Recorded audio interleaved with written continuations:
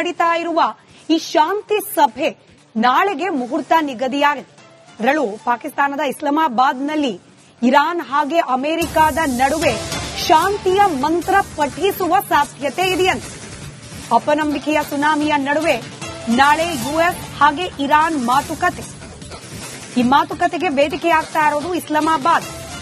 America ನಿಯೋಗಕ್ಕೆ US ಉಪಾಧ್ಯಕ್ಷ JD wands ನೇತೃತ್ವವನ್ನು ವಹಿಸ್ತಾ ಇದ್ದಾರೆ. ಇರಾನ್ಗೆ ವಿದೇಶಾಂಗ ಸಚಿವ ಅಬ್ಬಾಸ್ ಅರಾಕ್ಚಿ ನೇತೃತ್ವ ವಹಿಸುವ ಸಾಧ್ಯತೆ ಇದೆ. 10 ಷರತ್ತುಗಳ ಆಧಾರದ ಮೇಲಷ್ಟೇ ಮಾತುಕತೆ ಅನ್ನೋದನ್ನ ಇರಾನ್ ಬಹಳ ಸ್ಪಷ್ಟವಾಗಿ ತಿಳಿಸಿದೆ. ಹಿಂದೆ ಟ್ರಂಪ್ ಸಾಮಾಜಿಕ ಜಾಲತಾಣದಲ್ಲಿ ಪೋಸ್ಟ್ ಹಾಕುವ ಸಂದರ್ಭದಲ್ಲೂ ಕೂಡ ಇರಾನ್ನ ಈ 10 ಬೇಡಿಕೆಗಳು ಕಾರ್ಯಸಿಂಧು ಅನ್ನಿಸ್ತಾ ಇದೆ.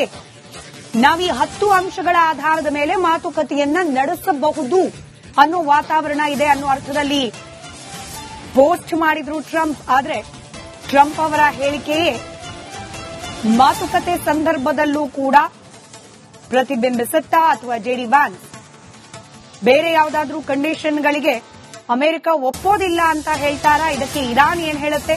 ಇದೆಲ್ಲ ಅನುಮಾನಗಳು ಇದ್ದೇ ಇದೆ.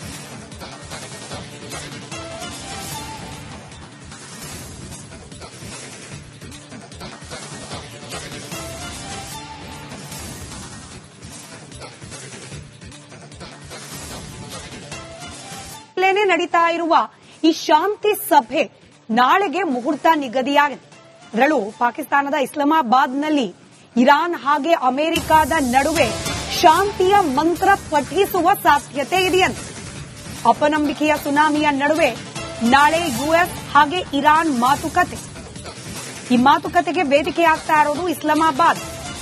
ಅಮೆರಿಕ ನಿಯೋಗಕ್ಕೆ ಯುಎಸ್ ಉಪಾಧ್ಯಕ್ಷ ಜೆಡಿ ವ್ಯಾನ್ಸ್ ನೇತೃತ್ವವನ್ನು ವಹಿಸ್ತಾ ಇದ್ದಾರೆ. ಇರಾನ್ಗೆ ವಿದೇಶಾಂಗ ಸಚಿವ ಅಬ್ಬಾಸ್ ಅರಾಕ್ಚಿ ನೇತೃತ್ವ ವಹಿಸುವ ಸಾಧ್ಯತೆ ಇದೆ. 10 ಷರತ್ತುಗಳ ಆಧಾರದ ಮೇಲಷ್ಟೇ ಮಾತುಕತೆ ಅನ್ನೋದನ್ನ ಇರಾನ್ ಬಹಳ ಸ್ಪಷ್ಟವಾಗಿ ತಿಳಿಸಿದೆ. ಹಿಂದೆ ಟ್ರಂಪ್ ಸಾಮಾಜಿಕ ಜಾಲತಾಣದಲ್ಲಿ ಪೋಸ್ಟ್ ಹಾಕುವ ಸಂದರ್ಭದಲ್ಲೂ ಕೂಡ ಇರಾನ್ನ ಈ 10 ಬೇಡಿಕೆಗಳು ಕಾರ್ಯಸಿಂಧು ಅನ್ನಿಸ್ತಾ ಇದೆ.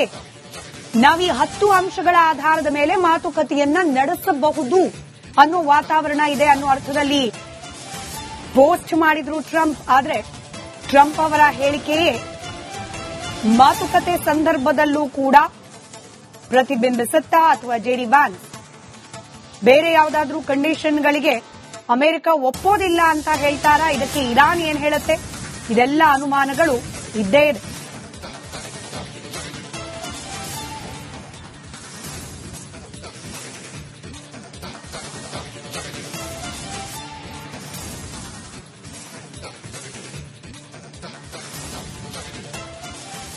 ನಡೀತಾ ಇರುವ ಈ ಶಾಂತಿ ಸಭೆ ನಾಳೆಗೆ ಮುಹೂರ್ತ ನಿಗದಿಯಾಗಿದೆ.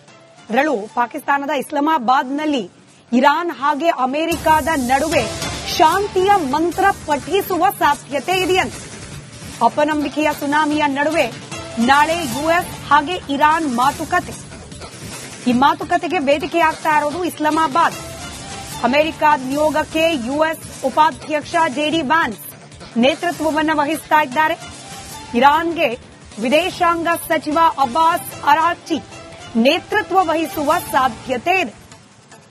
10 ಷರತ್ತುಗಳ ಆಧಾರದ ಮೇಲಷ್ಟೇ ಮಾತುಕತೆ ಅನ್ನೋದನ್ನ ಇರಾನ್ ಬಹಳ ಸ್ಪಷ್ಟವಾಗಿ ತಿಳಿಸಿದೆ.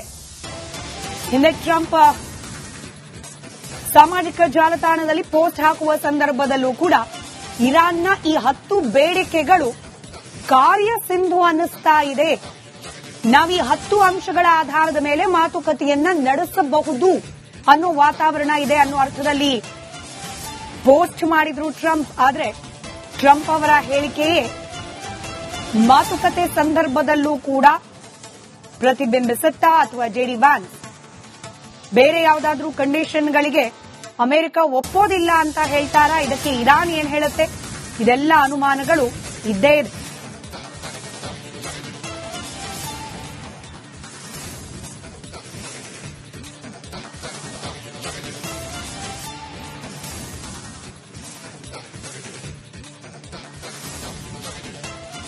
ಇಲ್ಲೇ ನಡೀತಾ ಇರುವ ಈ ಶಾಂತಿ ಸಭೆ ನಾಳೆಗೆ ಮುಹೂರ್ತ ನಿಗದಿಯಾಗಿದೆ. ಅದರಲ್ಲೂ ಪಾಕಿಸ್ತಾನದ ಇಸ್ಲಾಮಾಬಾದ್ನಲ್ಲಿ ಇರಾನ್ ಹಾಗೆ ಅಮೆರಿಕದ ನಡುವೆ ಶಾಂತಿಯ ಮಂತ್ರ ಪಠಿಸುವ ಸಾಧ್ಯತೆ ಇದೆಯಂತೆ. ಅಪನಂಬಿಕೆಯ ಸುನಾಮಿಯ ನಡುವೆ ನಾಳೆ ಯುಎಸ್ ಹಾಗೆ ಇರಾನ್ ಮಾತುಕತೆ. ಈ ಮಾತುಕತೆಗೆ ವೇದಿಕೆಯಾಗ್ತಾ ಇರೋದು ಇಸ್ಲಾಮಾಬಾದ್. ಅಮೆರಿಕ ನಿಯೋಗಕ್ಕೆ ಯುಎಸ್ ಉಪಾಧ್ಯಕ್ಷ ಜೆಡಿ ವ್ಯಾನ್ಸ್ ನೇತೃತ್ವವನ್ನು ವಹಿಸ್ತಾ ಇದ್ದಾರೆ. ಇರಾನ್ಗೆ ವಿದೇಶಾಂಗ ಸಚಿವ ಅಬ್ಬಾಸ್ ಅರಾಕ್ಚಿ ನೇತೃತ್ವ ವಹಿಸುವ ಸಾಧ್ಯತೆ ಇದೆ. 10 ಷರತ್ತುಗಳ ಆಧಾರದ ಮೇಲಷ್ಟೇ ಮಾತುಕತೆ ಅನ್ನೋದನ್ನ ಇರಾನ್ ಬಹಳ ಸ್ಪಷ್ಟವಾಗಿ ತಿಳಿಸಿದೆ. ಹಿಂದೆ ಟ್ರಂಪ್ ಸಾಮಾಜಿಕ ಜಾಲತಾಣದಲ್ಲಿ ಪೋಸ್ಟ್ ಹಾಕುವ ಸಂದರ್ಭದಲ್ಲೂ ಕೂಡ ಇರಾನ್ನ ಈ 10 ಬೇಡಿಕೆಗಳು ಕಾರ್ಯಸಿಂಧು ಅನ್ನಿಸ್ತಾ ಇದೆ. ನಾವೀ 10 ಅಂಶಗಳ ಆಧಾರದ ಮೇಲೆ ಮಾತುಕತೆಯನ್ನ ನಡೆಸಬಹುದು ಅನ್ನೋ ವಾತಾವರಣ ಇದೆ ಅನ್ನೋ ಅರ್ಥದಲ್ಲಿ ಪೋಸ್ಟ್ ಮಾಡಿದ್ರು ಟ್ರಂಪ್. ಆದ್ರೆ ಟ್ರಂಪ್ ಅವರ ಹೇಳಿಕೆಯೇ ಮಾತುಕತೆ ಸಂದರ್ಭದಲ್ಲೂ ಕೂಡ ಪ್ರತಿಬಿಂಬಿಸುತ್ತಾ ಅಥವಾ ಜೆಡಿ ವ್ಯಾನ್ಸ್ ಬೇರೆ ಯಾವುದಾದ್ರೂ ಕಂಡೀಷನ್ಗಳಿಗೆ ಅಮೆರಿಕ ಒಪ್ಪೋದಿಲ್ಲ ಅಂತ ಹೇಳ್ತಾರಾ? ಇದಕ್ಕೆ ಇರಾನ್ ಏನ್ ಹೇಳುತ್ತೆ? ಇದೆಲ್ಲ ಅನುಮಾನಗಳು ಇದ್ದೇ ಇದೆ.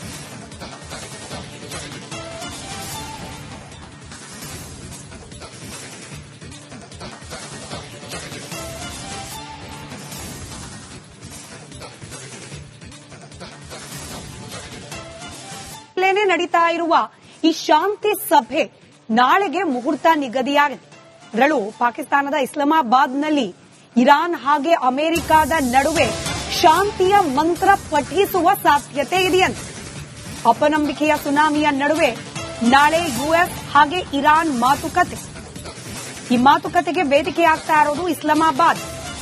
ಅಮೆರಿಕ ನಿಯೋಗಕ್ಕೆ ಯುಎಸ್ ಉಪಾಧ್ಯಕ್ಷ ಜೆಡಿ ವ್ಯಾನ್ಸ್ ನೇತೃತ್ವವನ್ನು ವಹಿಸ್ತಾ ಇದ್ದಾರೆ.